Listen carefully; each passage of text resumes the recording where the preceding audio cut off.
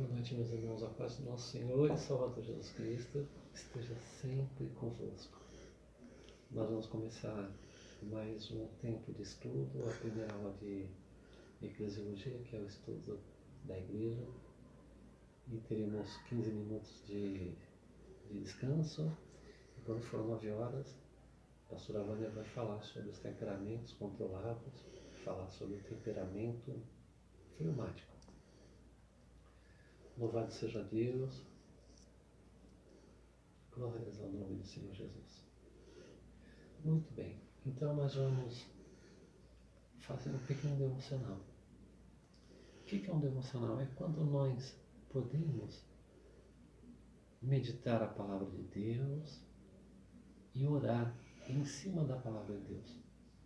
Na verdade, nós devemos orar a palavra de Deus, por isso que é tão importante conhecer a palavra de Deus. Eu sempre tenho uma pergunta em mente para fazer a quem me ouve. Quantas vezes você leu a Bíblia? A Bíblia é importante ser lida. Muitos homens pagaram com a vida para defender as Escrituras. Me lembro William Tyndale. Ele era inglês e ele estava traduzindo a Bíblia, que até então estava disponível no latim, para o inglês. E ele foi muito perseguido, porque não eram todos que falavam latim, era só a classe rica, os abastados. E esse homem fez uma grande obra. E ele foi traído por um grande amigo dele que entregou às autoridades. E quando ele estava no final da vida dele, tinha sido condenado, ele fez uma oração: Deus, abra os olhos do rei. Hoje você viu uma tradução chamada King James Version, a versão do rei Tiago, James e Tiago. Esse foi o rei que William Tyndale pediu para abrir os olhos. Essa versão que temos hoje não tem nada a ver com aquela versão de Tyndale. Na verdade, foi terminada pelos seus amigos. Mas realmente o rei da Inglaterra teve os seus olhos abertos para a palavra de Deus. Como é importante a palavra de Deus. Eu estava pensando na palavra de Deus. Hebreus, capítulo de número 6, versículo de número 10. Porque Deus não é injusto para esquecer da vossa obra e do trabalho, do amor, para que com o seu nome mostrastes, enquanto servistes aos santos e ainda servis. Mas desejamos que cada um de vós mostre o mesmo cuidado até o fim, para a completa certeza da esperança, para que vos não façais negligentes, mas sejais imitadores dos que pela fé e pela paciência herdaram as promessas. A palavra de Deus aqui diz que Deus não é injusto. Na verdade, João escreveu, ele é fiel e justo. E ele não esquece da sua obra. E a maior contribuição em obras para o reino de Deus nesse tempo é a oração, é o jejum. Terminamos o fim de semana 48 horas de oração pelos pedidos e vamos iniciar a consagração de oração e jejum em maio, de 1 a 10 de maio. Mas é uma tremenda relevância esses 3 versículos da Bíblia no tempo que estamos vivendo, que nos fala de trabalho e fala da obra. Orar é uma obra. É pena que muitos não tenham entendimento sobre o valor da oração. Quando você olha a biografia de Jesus, que é o que mais nos importa, Jesus era um homem de oração. Ele orava. Ele estava sempre em oração. E ele fazia as obras do Pai porque sabia da importância da oração. Se isolava, ora no deserto, ora nos montes, e orava. Quando estava para morrer, ele agonizou no Getsemani, suava gotas de sangue, orando por mim e por você. A intercessão do sumo sacerdote de Melquisedeque, que era o Jesus, da ordem de Melquisedeque, que era o Senhor Jesus Cristo. Então fala desse trabalho, e eu quero colocar aqui a oração que nós constantemente fazemos a Deus. Como é importante servir os santos. São Judas, São José, São João, São Roger. Não. Os santos são separados, somos nós. Separados desse mundo para servir a Deus. E o autor de Hebreus, que não se tem claro quem é, diz no 11: mas desejamos que cada um de vós mostre o mesmo cuidado até o fim. E a grande contribuição de um cristão autêntico é ir até o fim. Mesmo em meio às lutas, mesmo em meio aos conflitos, muitas vezes dentro até da própria casa, perseverar até o fim, em paciência, orando em todo o tempo, na fé santíssima, orando no Espírito, com rogos, súplicas e ação de graça. Então não podemos ser, como diz o 12, negligentes, mas diligentes. Orar. Ontem, no final do dia, eu estava muito sobrecarregado, meus irmãos, minhas irmãs, e pensava no meio daquele conflito da alma que temos, né? A respeito de tantas pessoas pedindo oração. E eu falei com Deus, o Senhor falou comigo, falou: João, quem responde as orações sou eu. O teu papel é só orar. E eu não posso ser negligente àquelas pessoas que pedem oração para mim. Todos que pedem oração para mim, eu tenho que ser diligente e orar. Entregar na mão de Deus, para que Deus faça os milagres, se assim for a vontade de Deus, que é boa, perfeita e agradável. Isso, meus irmãos, é um constante provar da nossa paciência, da nossa perseverança. É o que a Bíblia também chama da paciência dos santos, da perseverança dos santos, para que a gente possa herdar as promessas. Eu queria orar com você agora. Nós vamos começar já a primeira aula. Senhor nosso Deus e nosso Pai, muito obrigado, Senhor Deus, por tudo que o Senhor tem feito. Muito obrigado por esses dias, Amém, Senhor Deus, Jesus. que são dias tão difíceis. É verdade, Pai. Para nós e para a nossa família. Mas a Tua palavra tem toda a orientação. Basta a cada dia seu próprio mal. Amém. Nos ajuda, Senhor Deus, a viver cada dia a dependência do Senhor, porque sem o Senhor não podemos fazer nada. É verdade, Paizinho. Nos ajuda a perseverar em oração, em todo tempo, suplicando no Espírito, Em nome de por Jesus. todos os santos, Senhor Deus, para que sempre seja aberta a porta da palavra.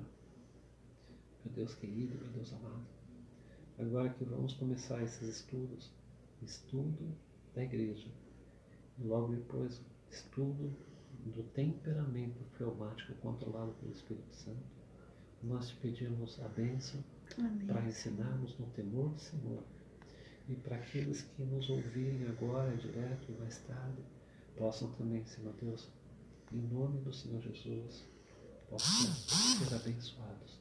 Amém. Oramos em nome de Jesus. Amém. A irmã Eri está dando boa noite. Boa Paz. noite, irmã Eurídice. A paz do Senhor. Amém. Bem, estamos estudando a respeito da igreja e eu gosto muito daquele versículo, a carta aos Tessalonicenses. Na verdade é falado nas duas cartas, a primeira e a segunda. Paulo fala à igreja dos Tessalonicenses que está em Deus e no nosso Senhor Jesus Cristo. Que coisa tremenda saber essa verdade a respeito daquela igreja. E quando a gente vai estudar a história, a gente vê que foi uma igreja muito fiel, a igreja dos Tessalonicenses. Ainda existe essa cidade, é uma cidade portuária, é um porto bastante importante lá na Grécia, e onde teve essa igreja. Muito provavelmente eles também se reuniam em casa. Eles não eram como somos hoje, que temos os templos, né? Era o que chamamos de igreja doméstica. E ainda em lugares em que há perseguição, nós encontramos a igreja doméstica, chamada igreja perseguida. Sabemos que a missão Portas Abertas, ela tem a sua sede nos Estados Unidos, o trademark dele é chamado Open Doors, Portas Abertas, que nasceu da iniciativa de um homem chamado André, que escreveu O Contrabandista de Deus e se tornou um best-seller em todo o mundo, menos na Holanda, porque não foi traduzido para o holandês. Esse homem vive até hoje, é um grande exemplo e foi um precursor de um trabalho de oração e jejum e de socorro àquelas igrejas domésticas, aquela igreja perseguida que está na África, que esteve na União Soviética toda quando se desfez, está em países comunistas, países islâmicos e países radicais. Eles, Portas Abertas, emite anualmente uma relação de 60 países muito perseguidos. Hoje a perseguição ela atinge 326 milhões de pessoas, um número muito grande. Nós no Brasil somos 212 milhões, então é quase um Brasil e meio de pessoas que por sua fé em Jesus sofrem. E essa igreja também em Tessalônica, ela foi fiel, e nessa igreja, e até hoje, pela tradição que nós recebemos dos apóstolos do Senhor, nós temos duas ordenanças a serem cumpridas na igreja. A primeira delas é o batismo. Essa palavra batismo, ela é quase na língua grega, que é a língua original, que é batizoi. Significa imersão, embora nós sabemos que algumas igrejas batizam por aspersão, ou seja, eles pegam a água e jogam em cima da pessoa. Inclusive igrejas evangélicas fazem isso. Mas a ideia, e era o que acontecia no Jordão, João Batista teve um ministério muito curto, talvez 1 ano e meio, não muito, mas diz o escritor histórico da época, testemunho ocular, chamado Flávio Joséfos. Ele era judeu, mas tinha um nome romano. E ele falou que João Batista e seus discípulos batizavam por dia no Rio Jordão cerca de 5.000 pessoas. João Batista não fez milagre, ele tinha uma palavra poderosa e ele pregava o batismo do arrependimento para a remissão dos pecados. Muito bem. Batismo de arrependimento é um batismo de mudança de mente. É a pessoa que pensava de um jeito, era dirigida por aqueles pensamentos daquele jeito, e de repente a sua mente é iluminada com a verdade. E lá no Rio Jordão iam pessoas de todas as classes e níveis, iam pessoas que eram soldados do templo, iam prostitutas, iam publicanos que eram coletores de impostos, eles eram enviados na nação de Israel. E também aquilo despertou a atenção da liderança judaica, do Sinédrio, que enviou escribas que eram como advogados, que tinham muita cultura, conheciam muito a lei, os fariseus e os saduceus, para investigar o que estava acontecendo ali no deserto. E por conta desse movimento todo, imagina 5.000 pessoas por dia sendo batizadas. Chamou a atenção daquelas autoridades da religião. E perguntaram para João, o Batista, João Batista não é um sobrenome, mas era o ofício que ele tinha de batizar. Perguntaram se ele era o Messias, se era Cristo. E ele falou assim, não, eu não sou. Eu sou a voz que clama no deserto, e aquele que vai à frente, o precursor, preparando o caminho do Senhor. Até o próprio Jesus foi a ele para ser batizado. E ele naturalmente falou, não, eu que tenho que ir a ti. E o que eu acho bonito isso é que Jesus falou, insistiu com ele e falou que era necessário se cumprir toda a justiça. Notemos bem, o texto bíblico diz que João Batista batizava para a remissão dos pecados.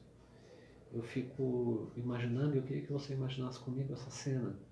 João Batista se apoiar em Jesus, colocar Jesus no Rio Jordão, imergir ele e dizer, eu te batizo para a remissão dos pecados. Louvado seja Deus, Jesus nunca pecou, mas ele fez isso para deixar o exemplo para cada um de nós. O batismo, que é muito importante. Ora, o que é o batismo? O batismo, ele já existia na época ali de João Batista, na época dos judeus, de Jesus. Era comum os judeus batizarem as pessoas que vinham do proselitismo que eles faziam. O que é proselitismo? Eles andavam atrás de alguém para converter esse alguém à religião dos judeus, aos costumes dos judeus, à lei de Moisés, etc. Então eles batizavam. O que acontece aqui é que João Batista ele está rebatizando as pessoas. Porque não adianta nada a gente abraçar uma religião sem de fato se arrepender dos nossos pecados. E era aquilo que João fazia, era uma ação muito forte do Espírito Santo. E se juntavam muitas pessoas, inclusive alguns desses discípulos de João Batista depois vieram a ser discípulos de Jesus também. E depois Jesus também batizava, não ele, diz o texto, mas os seus discípulos também batizavam. E uma coisa interessante a ver é como o batismo hoje ele é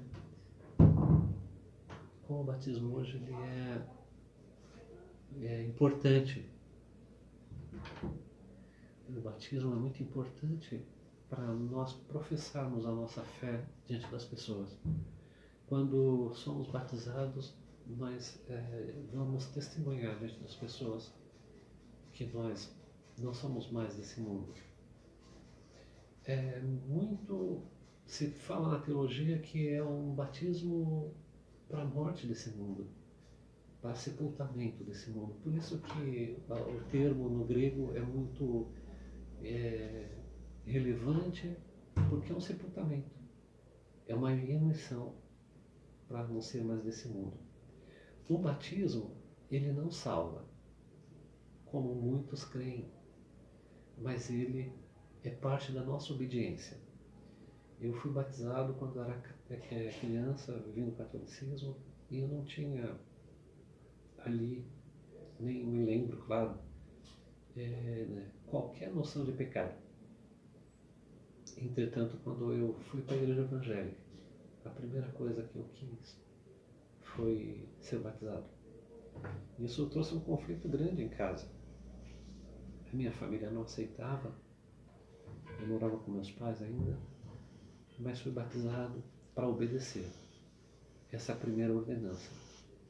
Depois, obedecendo essa ordenança, eu já estava apto para a ceia.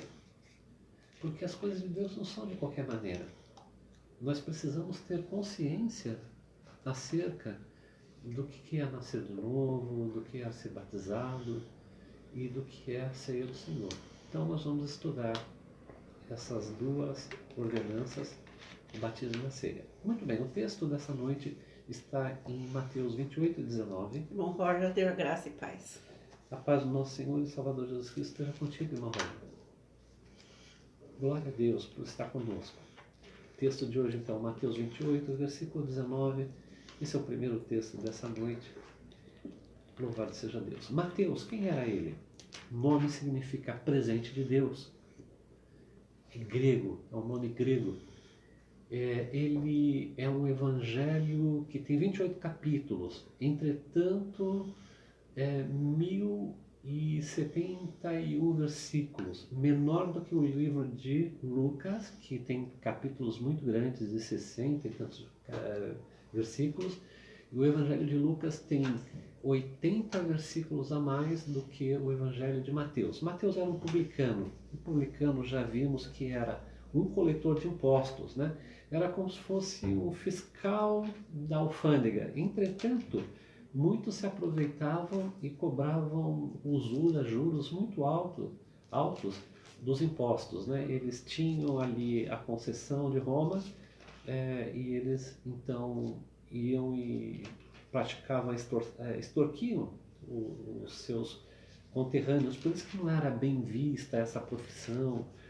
E Mateus, ele estava na coletoria, ele estava lá na alfândega. Jesus passou e chamou ele. Ele também é chamado de Levi. Louvado seja Deus. 19 é o versículo do capítulo 28. Diz assim, todos conhecem, né? Portanto, ide, fazei discípulos de todas as nações, batizando-os em nome do Pai e do Filho e do Espírito Santo. Note sempre os verbos quando ler a palavra. 2 verbos no imperativo. Ide e fazei. É imperativo. O crente que não vai... Lembra de Jonas? Deus falou assim, dispõe-te, vai a Nínive, porque eu vou subverter aquela cidade, eu vou destruir aquela cidade. Jonas fugiu da presença do Senhor. É interessante que hoje muitas pessoas não querem ir fazer o trabalho do Senhor. É claro que estamos impossibilitados por conta da pandemia, do coronavírus, mas 2 casos me chamaram a atenção como pastor e capelão de 2 irmãs. A primeira falou assim para mim, pastor, Deus falou comigo que se eu não for ao hospital, ele vai me internar no hospital e eu vou ficar adoecida. Eu falei assim, meu Deus, minha irmã, que coisa forte isso, né? E ela então veio uma vez, veio a segunda vez, depois ela falou, não, eu não vou mais para o serviço de capelania, porque eu tenho o meu trabalho, ela é costureira, eu tenho que me dedicar ao meu trabalho. Deus não pede nada para nós. Não força a fazer o que Ele quer. Todo o trabalho que a gente fizer para o Senhor, a gente tem que entender que depois da gente ter feito, a gente é um servo inútil porque só fez aquilo que Ele ordenou. Muito bem. Essa irmã, ela,